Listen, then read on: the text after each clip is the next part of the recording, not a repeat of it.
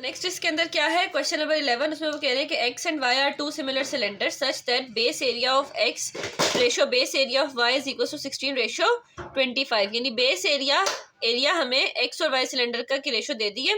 Find हमने क्या करना है, ratio of Heights, ratio of area of curve surface and volume of cylinders. यानी इनके रेशो, तीन रेशोज हमने निकाल लिए। तो हम कैसे निकालेंगे, बहुत सिंपल।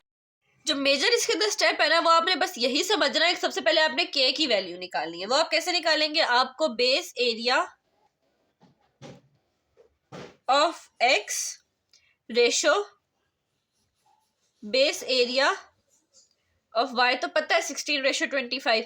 अब एक्स के की वैल्यू आप कैसे निकालेंगे, आपको पता है एरियाज का रेशो के स्क्वायर के इक्वल होता है। तो आप यही लिखेंगे, base area of X divided by base area of y is equals to K का स्क्वायर। तो 16 divided by 25 is equals to K का स्क्वायर। 16 किसका स्क्वायर है, 4 का, और ये किसका है, 5 का। सो 4/5 इज इक्वल्स टू के, जब हमने दोनों साइड पे अंडर रूट लिया तो ठीक हो गया। इस तरह से हम लोगों ने के की वैल्यू निकाल ली। मेजर जो इसके अंदर स्टेप था ना, वो यही था कि आपने इसके अंदर के की वैल्यू निकालनी है। अगर आपको ये समझ आ गया तो इसका मतलब है कि बाकी का क्वेश्चन तो फिर हलवा है। बाकी कैसे करना है, जिसके पार्ट नंबर 1 के अंदर वो कह रहे हैं रेशो ऑफ हाइट्स फाइंड करनी है। क्या फाइंड करनी है, रेशो ऑफ हाइट्स। ठीक हो गया। तो आप इस तरह लिख सकते हैं, आपको पता है हाइट्स का रेशो भी किसके इक्वल होता है, के इक्वल होता है। ठीक हो गया। ये भी पीछे आप पढ़ के आए हैं क्वेश्चंस में। अगर नहीं समझ आती तो पीछे वाले क्वेश्चंस पहले आप एक दफा देखें, फिर आपको समझ आएगी। So H1 over H2 is equals to K. So H1 over H2 के किसके इक्वल है, 4/5। सो H1 रेशो H2 भी किसके इक्वल आएगा, 4/5 के। ठीक हो गया। पहला क्वेश्चन, पहला पार्ट सॉल्व हो गया इसका। दूसरा पार्ट है इसका, ratio of areas of curve surface.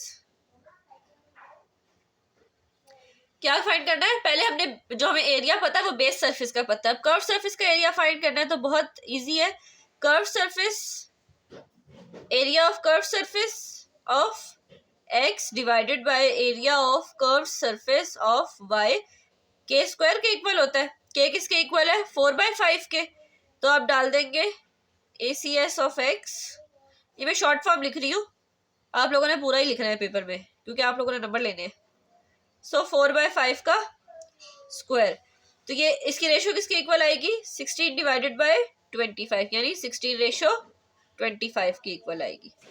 ठीक हो गया। ये था इसका पार्ट नंबर 2। पार्ट नंबर 3 करते हैं अब इसका। तो थर्ड के अंदर आपने क्या फाइंड करना है, ratios of volume. Third part के अंदर रेशोज ऑफ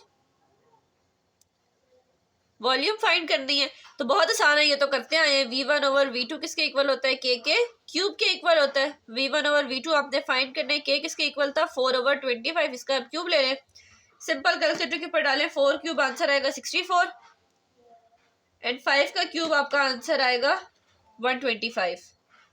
सो ये आपके वॉल्यूम्स की रेशो आ गई। सो आप लिखेंगे V1 ratio V2 is equals to 64 ratio 125। ठीक है जी। तो सिंपल सा पार्ट था। मेन इसके अंदर स्टेप यही था कि आपने ये समझना है कि पहले आपने बेस एरियाज को यूज करते हुए के की वैल्यू फाइंड करनी है। बस के की वैल्यू निकाल ली तो बाकी पार्ट तो सिंपल से है।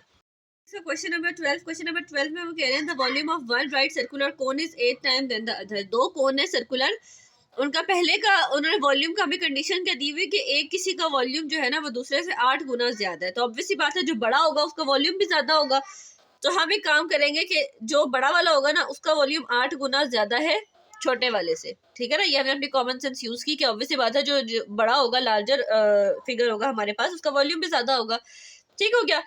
तो ये है। दूसरा उन्होंने क्या कहा कि if the radius of larger cone का रेडियस हमें दिया हुआ है, लेट्स से हम इसको R1 कह देते हैं। स्मॉलर कोन का रेडियस हमने क्या करना है, R2 फाइंड करना है। तो पहले हम इसका डाटा बना लेते हैं। लेट कर लेते हैं कि let volume of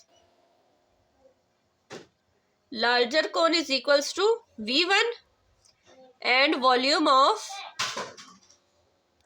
smaller cone is equals to V2। Condition क्या दी हुई थी कि जो लार्जर वाली कोन है उसका वॉल्यूम 8 गुना ज्यादा है छोटी वाली से। तो यानी कंडीशन क्या है, V1 is equals to 8 times of V2। यही कंडीशन है। ठीक हो गया। सो अब रेडियस का डेटा बना लेते हैं। रेडियस ऑफ लार्जर कोन, अब क्योंकि लार्जर वॉल्यूम हमने V1 का है तो रेडियस लार्जर रेडियस को R1 कहना पड़ेगा। अगर आप लार्जेस्ट वॉल्यूम V2 लेते हैं तो लार्जेस्ट रेडियस आपको R2 लेना पड़ता है, ठीक है ना। 1 और 2 की आपने गिनती सेम रखनी है लार्जर और स्मॉलर के लिए। एक दफा जिसके लिए 1 यूज कर लिया उसके लिए थ्रू आउट हर चीज में 1 ही यूज करना है। सो लार्जर कोन का रेडियस कितना है 12 centimetre and radius of smaller cone R2 हमने क्या करना है फाइंड।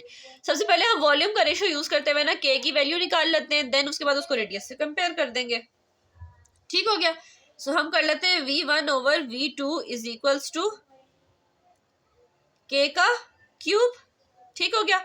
सो V1 किसके इक्वल है, ये आपने देखा 8 टाइम्स ऑफ V2, तो V1 की जगह आप पुट करते हैं 8 times of V2 divided by V2 is equals to K का क्यूब। V2 से कैंसिल हो जाएगा। 8 किसका क्यूब होता है 2 का, सो 2 का cube is equals to K का क्यूब। यानी इस कंडीशन को यूज करते हुए हमने K का ये निकाली है वैल्यू।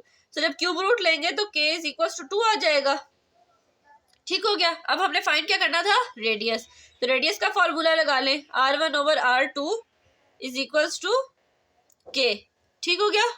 R1 कितना है 12, R2 हमने फाइंड करना है और K है 2।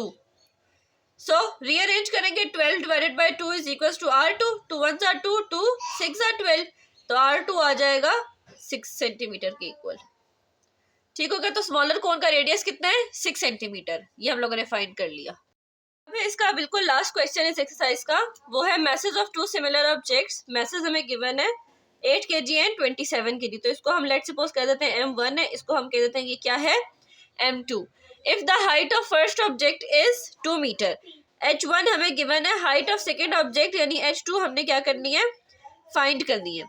अच्छा, अब ये मैसेज वाला पहले कोई क्वेश्चन आया नहीं है तो अब मैं इसको एक्सप्लेन कर देती हूँ। अगर 2 ऑब्जेक्ट सिमिलर हैं, ठीक हो गया, तो क्या होगा उनके डेंसिटीज भी क्या होंगी सिमिलर होंगी, ठीक हो गया। ये यहाँ पे देखिए की फैक्ट में पेज नंबर 205 के ऊपर दिया हुआ है कि if both solids are made from the same material और हैव सेम डेंसिटी, यानी उनकी डेंसिटीज अगर सेम है तो रेशियो ऑफ मैसेज किसके इक्वल होगा K के क्यूब के इक्वल होगा। रेशियो ऑफ मैसेज किसके इक्वल होगा K के क्यूब के। तो ये वाला फार्मूला पहले किसी क्वेश्चन के अंदर यूज नहीं हुआ, अब इस क्वेश्चन के अंदर आप ये फार्मूला यूज करेंगे। पहले K का क्यूब निकालेंगे, देन उसके बाद क्या करेंगे आप उसको हाइट के साथ कंपेयर करके हाइट की वैल्यू निकालेंगे। तो इसके अंदर हम यहाँ पे डाटा बना लेते हैं लास्ट पार्ट का। क्वेश्चन नंबर 13 है M1 is equals to 8 kg, M2 is equals to 27 kg। अच्छा जी, H1 is equals to 2 metre and H2 क्या करना है हमने फाइंड करना है।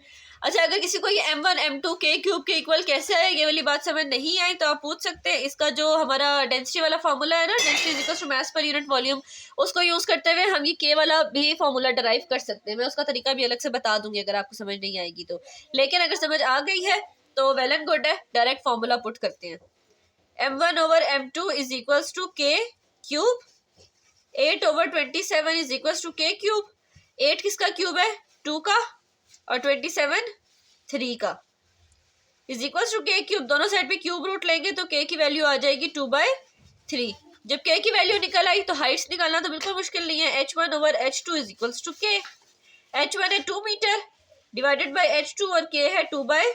रीअरेंज कर लेंगे तो 2 multiply by 3 divided by 2, H2 is equals to 6 divided by 2, H2 is equals to 3 metre, ठीक हो गया। तो ये हम लोगों ने हाइट निकाल ली है। तो ये था इसका फाइनल आंसर। अगर आपको कोई पार्ट नहीं समझ आया और अगर ये मैथ्स वाला फॉर्मूला भी समझ ना आया हो कि कैसे डराइव किया है या ये इसकी डेरिवेशन आपको चाहिए तो वो भी आप कमेंट सेक्शन में मुझे कमेंट कर सकते हैं, मैं आपको इसकी प्रॉपर डेरिवेशन भी करवा दूंगी।